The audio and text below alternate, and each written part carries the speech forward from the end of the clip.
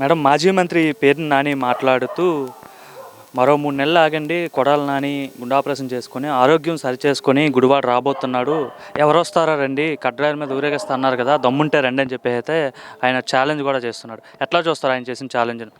ముందు ఓడిపోకముందు అతను కొడాలి నాని చంద్రబాబు నాయుడు గారి కాళ్ళు తుడుస్తాను కుప్పంలో గెలిస్తే కనుక అని అన్నాడు కదా. ముందు ఆ మాట నెరవేర్చుకోమనండి. సంవత్సరం అవుతుంది ఇప్పటికి, ఎదురు చూస్తూనే ఉన్నాం. ఎప్పుడు వస్తాడా, ఎప్పుడు కాళ్ళ దగ్గర ఉంటాడా అని చెప్పేసి చూస్తున్నాము.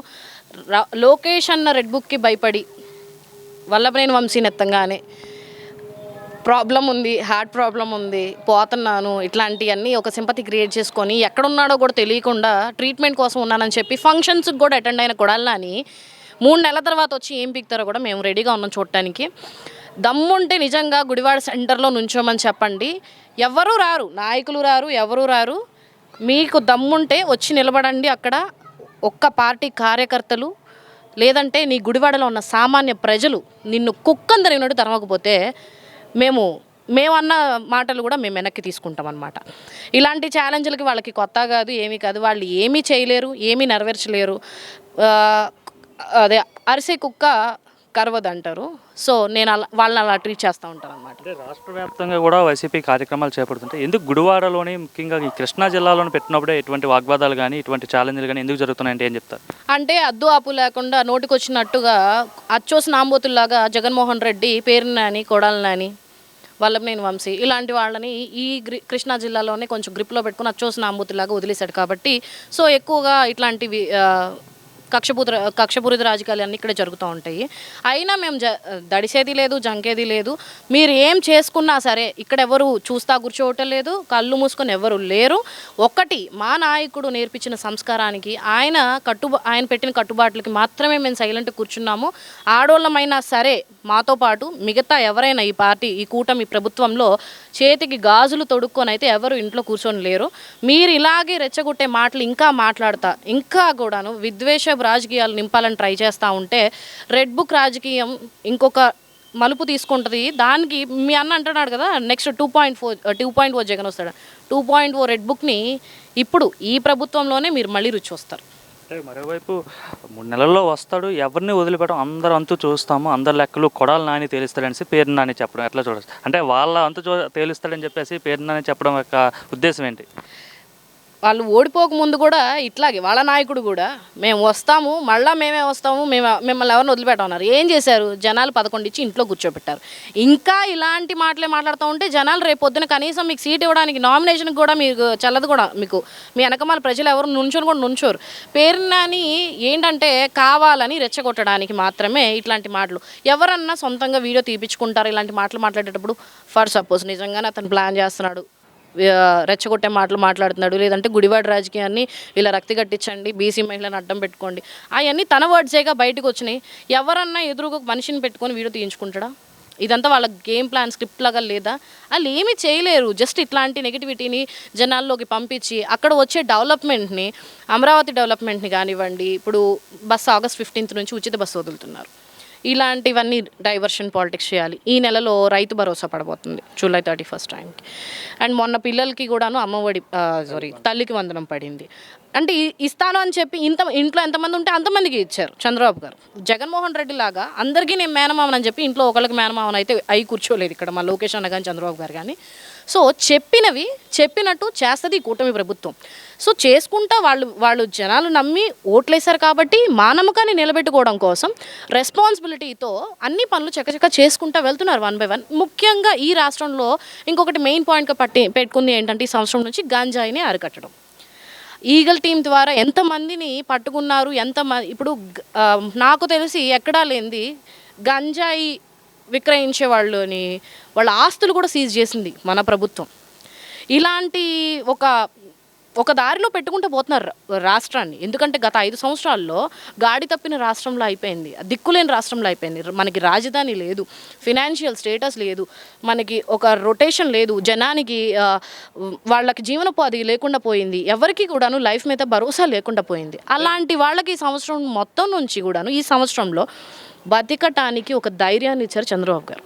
సో వాళ్ళ పని వాళ్ళు చేసుకుంటూ పోతుంటే డైవర్షన్ పాలిటిక్స్ కోసం ఇలాంటి కుల మత శవ రాజకీయాలు రెచ్చగొట్టి మనుషుల్ని అమాయకుల్ని చంపేసి దాన్ని రాజకీయం చేసుకోవడం కోసం ఇలాంటి పేర్లు ఇలాంటి గుండగాళ్ళు రెడీ అయ్యారు. అంటే గత 5 ఏళ్ళు కూడా ఎవరు ప్రెస్ మీట్ పెట్టాలన్నా సరే ముందు మైక్ ముందుకు వచ్చి మాట్లాడేది కొడాలి నాని. సో రేపు పొద్దున్న అంటే ఈ సంవత్సర కాలంలో ఎక్కడ కూడా బయటకు వచ్చి మాట్లాడలేదు. సో రేపు పొద్దున్న ఆరోగ్య పరిస్థితి సరి చేసుకున్న తర్వాత ఇదే గతంలో మాట్లాడిన ధోరణిలోనే మాట్లాడతారు అనుకుంటున్నారా కొడాలి నాని గారు? ఎలా మాట్లాడతాడు? వాళ్ళు పిచ్చి కాకపోతే చెప్తున్నాను కదా, అన్నీ ఉన్న ఇస్తరాకు అణిగి మణిగి ఉంటుంది, ఏమీ లేని ఇస్తరాకు ఎగిరిగిరి పడుతుంది. నిజంగా అంత దమ్ము ధైర్యం మాట్లాడగలిగేవాడైతే ఈ సంవత్సర కాలంలో కూడా మాట్లాడతాడు. ఫంక్షన్లకి బాగానే అటెండ్ అవుతున్నాడు కదా, పెళ్ళిళ్ళకి వాటికి. మాట్లాడడానికి ఏమైంది? ఏదో ఒకటి మాట్లాడేసేసి పక్కకి పోవడం అనేది నానికి ఎప్పుడు తెలిసిందే. ఎలా ఉన్నారంటే ఎలా ఉన్నారని అడుగుతావేంటి? ఇలాంటి ఎటకారపు క్వశ్చన్లు అనమాట.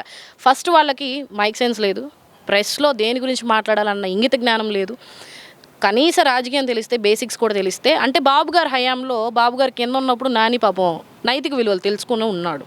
గుడివాడలో అతనికి అడుగులు మడుగులు ఎత్తారు. అప్పట్లో నేను చూశాను. తను ఎప్పుడైతే వైసీపీలోకి వచ్చాడో నైతిక విలువలు కోల్పోయాడు, రాజకీయ విలువలు లేవు. బూతులు తిడితే మంత్రి పదవి ఇస్తారు అనుకుంటున్నారు, బూతులు తిడితే ఎమ్మెల్యే అయిపోతా అనుకుంటున్నారు. వాళ్ళకి నేర్పించింది ఎవరు? వాళ్ళ నాయకుడు జగన్మోహన్ రెడ్డి.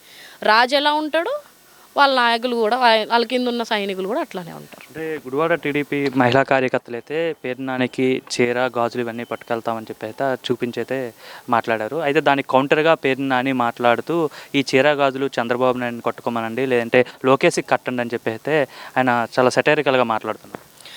అంటే వాళ్ళు చేసేవి ఆడంగిల్ రాజకీయాలు అనమాట.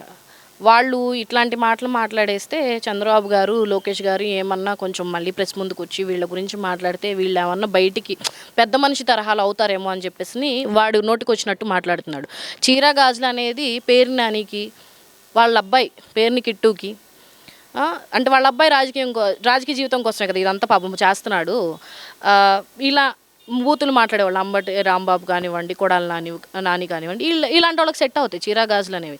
లోకేష్ గారికి కానివ్వండి, చంద్రబాబు నాయుడు గారికి కానివ్వండి అవసరం కూడా లేదండి. ఇన్ని సంవత్సరాల ఆయన రాజకీయ జీవితంలో నాకు తెలిసి ఇలాంటి మాటలు మాట్లాడగలిగిన ఏకైక వ్యక్తి ఆ పేరు నాని. నీకు ఇదే ఫస్ట్ లాస్ట్ కూడా, నీకు నెక్స్ట్ రాజకీయ చరిత్ర కూడా లేదు. నీ కొడుకుది నువ్వే భూస్థాపితం చేసేసుకున్నావు. అంటే నీ తర్వాత నీ కొడుకే వారసుడు అని చెప్పుకుంటున్నావు కాబట్టి ఫస్ట్ వాడిని మాట్లాడటం నేర్చుకోమని చెప్పు. ముందు నీకే మాట్లాడటం రానప్పుడు నీ కొడుకు ఏం మాట్లాడతాడు? వచ్చి ప్రజా సమస్యలు తెలుసుకోవడం రాదు. ఇప్పుడు నువ్వు ఒక కాన్స్టిట్యున్సీకి ఇన్ఛార్జ్వే కదా వైసీపీ పార్టీ తరఫున. నీ కాన్స్టిట్యున్సీలో టీడీపీ వాళ్ళు పనిచేయకపోతే ఆ రాజకీయంగా మాట్లాడు, రాజకీయ సమస్యల మీద మాట్లాడు, ప్రజల తరపున మాట్లాడు. అది చేతగాక రెచ్చగొట్టుకునే మాటలు మాట్లాడేసేస్తే నీకేం ఉరుకుతుంది నీ రాజకీయానికి? కేవలం డైవర్షన్ పాలిటిక్స్. మరోవైపు ఏదైతే రప్ప చీకట్లో కన్ను కొట్టే సమయంలోనే, కన్ను మూసే సమయంలోనే నరికేయాలని చెప్పి అయితే నేను అన్నా అని అంటున్నారు. నేను అట్లా అనలేదు. నేను ఒకవేళ అంటే పగలే నరికేయమని చెప్తాను, కానీ నేను అట్లాంటి మాటలు మాట్లాడలేదని చెప్పి అయితే పేరు నాని అంటున్నారు. ఈ నరుకోడాలు చంపుకోవటాలు ఇవన్నీ కూడాను రాజారెడ్డి రాజ్యాంగంలో జరిగినాయండి. అలమనవుడుగా జగన్మోహన్ రెడ్డి మళ్ళీ తీసుకొస్తున్నాడు రాజారెడ్డి రాజ్యాంగాన్ని. నరకాలి, చంపాలి అనేదే రాజకీయం చేయాలనుకుంటే ఎప్పుడోనండి గెలిచిన వెంటనే ఎవరెవరి మీద కక్ష ఉందో, లోకేష్ అన్న వాళ్ళ తల్లిని అన్నారని ఆయన ఎంత బాధపడతారో, ఆయన తల్లినే కాదు ఎవరినన్నా కూడా అలానే ఫీల్ అవుతారు. ఒక ఆడ మహిళల్ని ఎవరినన్నా అండి కూడా. అలాంటిది నరకడం చంపడం ఎంతసేపు? మాకు కూడా కన్ను మూసి తెరిసేలోపు మాకు కూడా వేసేటాలు వచ్చు. కేవలం నైతిక విలువలు, బాబుగారు మాకు పెట్టిన కట్టుబాట్లు, దానికోసం మేము సైలెంట్గా ఉన్నాం. రెడ్ బుక్ రాజ్యాంగం లాపరంగా చట్టపరంగా తీసుకెళ్తూ ఉంటుంది కాబట్టి అలానే చూద్దాము అన్న, అలానే చెప్పారు, మనం శాంతియుతంగా ఉందామన్నారు, ప్రజల కోసమే పనిచేద్దామన్నారని మేము ఊరుకున్నాం. మేము కూడా అన్నీ వదిలేస్తే మాకు కూడా మేము చీకట్లో అని చెప్పాం. మేము కూడా కళ్ళు మూసి తెరిసేలోపు మనుషులు మాయం చేయగలం.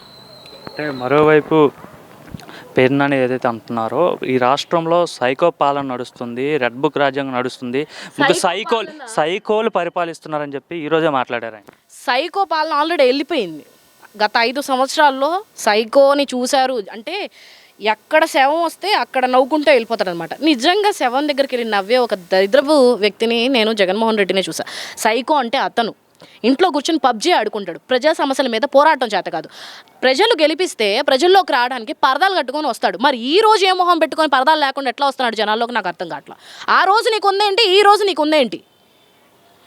ఆ రోజు నిన్ను నమ్మి జనాలు ఓట్లేశారు, వాళ్ళెందుకు దగ్గరికి రానివ్వాల? ఈ రోజున మరి నువ్వు జనాల్లోకి పరామర్శ యాత్ర అని చెప్పేసి శవయాత్రలు చేసుకుంటూ పోతున్నావు. నువ్వు వచ్చి బయటకు వచ్చిన ప్రతిసారి ఎవరో ఒకరికి, నీ కార్యకర్తలకే, నీ సొంత పార్టీ వాళ్ళకి కూడా చనిపోతున్నారు, లేదా గాయాలు అవుతున్నాయి, లేదంటే పోలీసులతో అంటే రెచ్చగొట్టే పనులన్నీ చేసేది వీళ్ళే కదా ఫస్ట్.